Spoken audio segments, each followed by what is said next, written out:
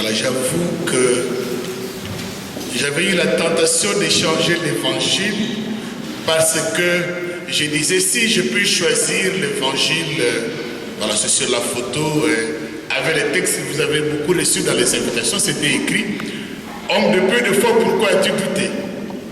qui est un peu cette devise qui va toujours traverser depuis l'ordination. Mais je n'ai pas osé le faire parce que le catéchiste devait me reprendre pour dire que tu n'aimes pas qu'on change l'évangile.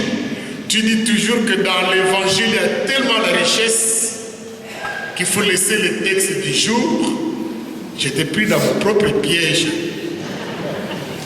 Et donc je me suis dit, alors on ne change pas. On prend l'évangile du jour. Mais en ouvrant cet évangile du jour, je dis, mais qu'est-ce que c'est beau, cette action de grâce de ces lépreux qui vient rendre grâce. Jésus, en route vers Jérusalem, et 10 lépreux marchent vers lui. Et moi, ce que j'ai beaucoup aimé, c'est l'attitude du lépreux qui est revenu. D'abord, quand ils viennent tous ensemble vers le maître, ils disent, maître, prends pitié de nous. Ils savent qu'ils sont méprisés. Ils savent que comme lépreux, ils sont des exclus. Il n'est pas comme moi. Il est différent de moi. Et d'où l'attitude du rejet suite à l'opinion, suite aux convictions qui ne sont pas les miennes, suite à beaucoup de choses qui nous différencient.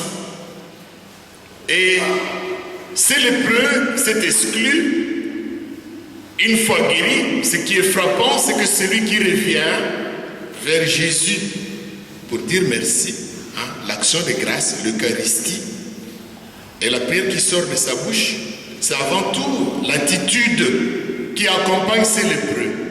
Il se jette aux pieds de Jésus en lui rendant grâce. Il se jette. Et il se jette à ses pieds. Une prière de confiance, une prière de merci. L'amour de Jésus pour tous les hommes, que la personne soit malade, exclue, étranger. L'amour de Jésus habite toujours la rencontre avec l'autre. Plein de confiance, sûr de son amour. Aujourd'hui aussi, nous pouvons dire merci. Merci, Seigneur, pour tant de merveilles que tu réalises au milieu de nous. Jésus nous invite aujourd'hui à nous laisser émerveiller par le don gratuit que nous avons reçu de Dieu. C'est un don gratuit. Tout à fait gratuitement. Nous n'avons aucun mérite, mais c'est lui qui nous appelle, c'est lui qui nous choisit, c'est lui qui nous envoie. Et par le baptême, nous avons reçu ce don gratuit de Dieu. Aujourd'hui, c'est l'occasion de dire aussi merci. Merci pour tout ce que nous avons échangé. Merci pour les rencontres que nous avons eues dans la vie. Merci pour tout ce que le Seigneur a dressé dans nos chemins. Merci. Et sur la route où Jésus avance vers Jérusalem, lieu de sa mort, cette rencontre avec les lépreux nous rappelle aussi la place de la foi. L'Eucharistie qui est une action de grâce, l'Eucharistie que nous célébrons, et l'Eucharistie qui fait de nous des prêtres, mais en même temps qui fait de nous des participants à cet unique sacrifice du Christ, ouvre notre cœur à cette foi, à la prière.